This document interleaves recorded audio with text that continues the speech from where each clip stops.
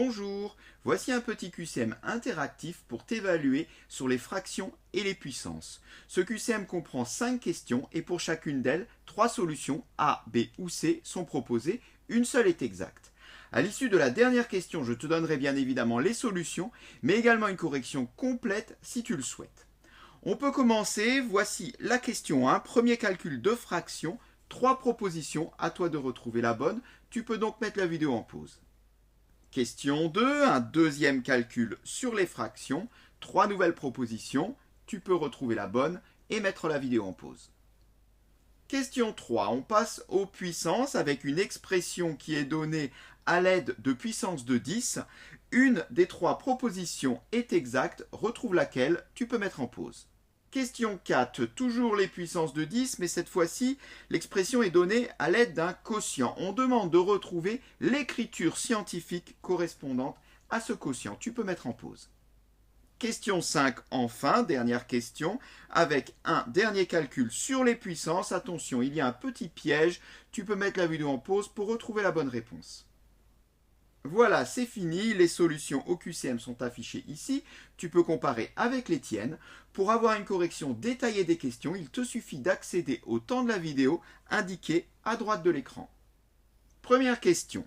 Alors attention, il ne fallait pas répondre A. Si tu as répondu A, c'est sans doute que tu es tombé dans le panneau et que tu as fait 3 cinquièmes moins 2 cinquièmes donne 1 cinquième, et ensuite tu as multiplié le résultat par 2.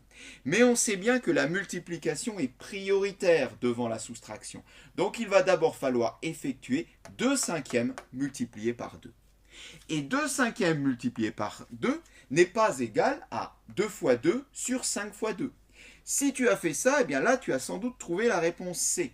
Non, 2 cinquièmes multiplié par 2 est égal à 2 cinquièmes multiplié par 2 sur 1. On a toujours le droit de rajouter le dénominateur 1. Et à partir de là, ça paraît évident. Du coup, 2 cinquièmes multiplié par 2 sur 1, ça fait 2 fois 2 sur 5 fois 1 et non pas 5 fois 2. Alors, on y va. 3 cinquièmes moins 2 multiplié par 2 sur 5 fois 1, donc j'écris sur 5. Soit 3 cinquièmes moins 4 cinquièmes. Eh bien, 3 cinquièmes moins 4 cinquièmes, 3 moins 4 moins 1, soit moins 1 cinquième. Eh bien, on retrouve effectivement la réponse B. Question 2. Alors, pour ces types de calculs, il faut être très prudent. Si on n'est pas sûr de soi, évitez de le faire mentalement. Par exemple, de dire, tiens, on peut diviser moins 4 par 2 parce que en bas, j'ai une division par 2. Non. Ici, il faut déjà bien repérer quelle est l'opération maître, celle qui domine tout le calcul, et ensuite présenter ce calcul autrement. Alors, l'opération qui domine tout le calcul, c'est donnée par le grand trait de fraction, qui est donc ici, qui nous dit que moins 4 sur 5 demi, c'est pareil que moins 4 divisé par 5 demi. Je vais donc l'écrire en ligne, moins 4 divisé par 5 demi. Alors, on le reconnaît tout simplement parce que le trait de fraction est plus grand. Si ça avait été ici l'opération maître, ce trait-là, alors on aurait eu un grand trait de fraction et on aurait dit moins 4 cinquièmes sur 2. Ce n'est pas le cas ici. Une division c'est quoi? Une division, c'est une multiplication cachée. Pour diviser, il suffit de multiplier par l'inverse quand on a une fraction. Ça nous donne moins 4 multiplié par, eh bien j'inverse, 2 cinquièmes. Et là, on est presque au bout. Alors, on se retrouve de nouveau avec la multiplication d'une fraction par un entier. Bien, on ne se trompe pas. Attention, moins 4, c'est comme moins 4 sur 1. Du coup, moins 4 fois 2 cinquièmes, eh bien, ça revient à effectuer moins 4 multiplié par 2 sur 1 fois 5, donc sur 5. Bon, ça, on l'effectue. Moins 4 fois 2, eh bien, ça fait moins 8. Résultat, moins 8 cinquième. Cela correspond effectivement à la réponse A de l'énoncé.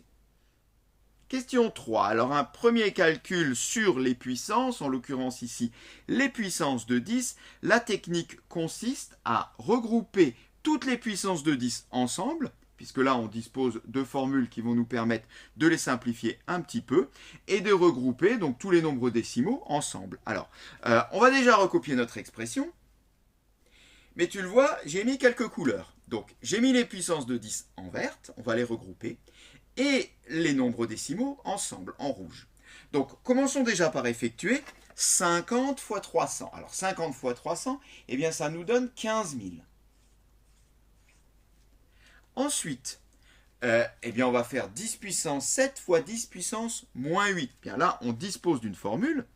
10 puissance A multiplié par 10 puissance B, ça nous donne 10 puissance A plus B. En fait, quand les puissances se multiplient, les exposants s'additionnent. Eh bien, ça va donner 10 puissance 7 plus moins 8. Alors, 7 plus moins 8, bien, ça s'écrit tout simplement moins 8.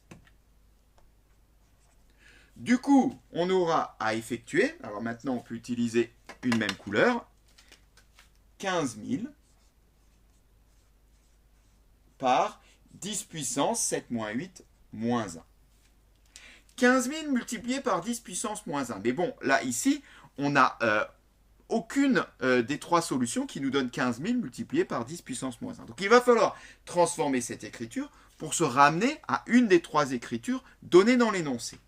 Alors, ce qu'on remarque, c'est que dans l'énoncé, on a à chaque fois 1,5. Donc, il faudrait transformer l'écriture de 15 000 en un produit d'un nombre, en l'occurrence 1,5, multiplié par quelque chose. Et ce quelque chose, c'est quoi? 1,5 fois combien donne 15 000? 1,5 fois 10 000. Je l'écris pour l'instant. Mais je ne vais pas le laisser comme ça, 10 000. Je ne vais pas écrire 10 000. Vu que je suis ici en train de faire des calculs sur les puissances. Bien, 10 000, c'est quoi? C'est 10 puissance 1, 2, 3, 4. Donc, au lieu d'écrire 10 000, je vais mettre 10 puissance 4. Eh bien, 15 000, c'est pareil que 1,5 fois 10 puissance 4. Fois 10 puissance moins 1. Celui-ci, je le recopie.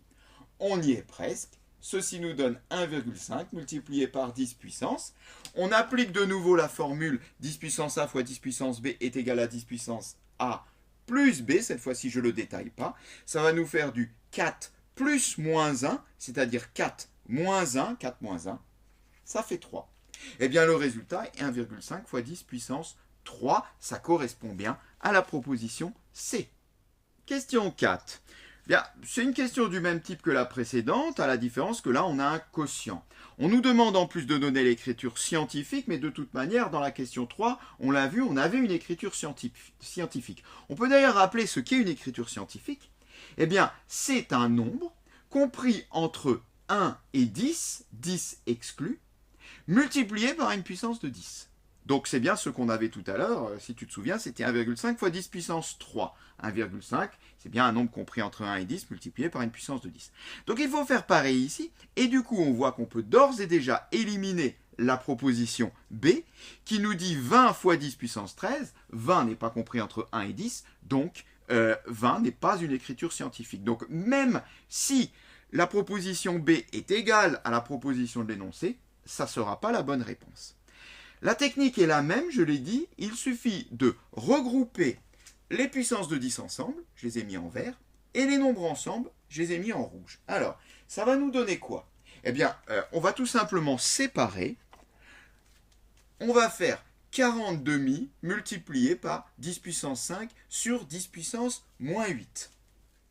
Et à partir de là, eh bien, on va calculer 40 demi, on va appliquer une formule sur les puissances de 10 et on va obtenir un résultat en ligne qui commence à se rapprocher de l'écriture scientifique.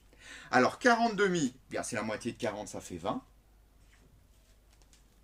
10 puissance 5 sur 10 puissance moins 8, eh bien là il faut appliquer une formule sur les puissances de 10 qui nous dit de façon générale, si on a 10 puissance A sur 10 puissance B, c'est égal à 10 puissance A moins B. Donc je soustrais les exposants. Ça va donc me faire du 10 puissance 5 moins 8. Alors attention, moins 8 et non pas 5 moins 8. Du coup, si tu as trouvé la réponse A, eh bien tu t'es sans doute trompé et tu as oublié que j'avais deux moins qui deviennent donc un plus, ce qui va me donner 5 plus 8. Du coup, eh bien, on va pouvoir simplifier tout ça. Ça nous fait 20 multiplié par 10 puissance 5 et 8, 13. Alors tiens, on remarque qu'effectivement, on retrouve la réponse B. Donc la réponse B est juste, sauf que c'est pas l'écriture scientifique, donc c'est pas juste quand même. Eh bien, revenons à l'écriture scientifique. Pour cela, eh bien, on ramène ici le 20 à 2, multiplié par... Alors si je ramène le 20 à 2, quelque part ici je perds un rang, donc c'est comme si je divisais par 10. Il faut donc récupérer ce rang, et pour cela je vais le récupérer ici dans les puissances de 10, en remultipliant par 10, et donc en passant de 13 à 14. De cette façon-là, le rang perdu ici est regagné ici, les deux expressions sont bien égales. 2 fois 10 puissance 14, bah tiens, c'est la réponse C qu'il fallait donner. Question 5. Alors oui, je l'avais annoncé, il y avait un petit piège, c'est-à-dire que pour une expression de ce type-là, on ne peut pas faire comme on l'a fait aux questions 3 et 4, c'est-à-dire je ne peux pas regrouper les puissances de 10 ensemble et les nombres décimaux ensemble, parce que ici, j'ai un petit plus qui fait qu'on ne peut pas échanger la position de tous les facteurs. Ce ne sont d'ailleurs pas des facteurs. Ici, j'ai 5 fois 10 puissance carré, 5 fois 10 puissance 2 qui forment un tout. Ici, j'ai 5 fois 10 puissance moins 2 qui forment un tout. Ceci, c'est prioritaire, je ne peux pas casser ça. Donc, il n'y a pas tellement le choix. Hein. On est tout simplement obligé ici de revenir à l'écriture décimale pour chacune de ces expressions. Et 5 fois 10 puissance 2, c'est 5 fois 100, 500. 5 fois 10 puissance moins 2, c'est 5 fois 0,01, soit 0,05. Et non pas 0,005, contrairement à ce qu'on pourrait lire dans la réponse B.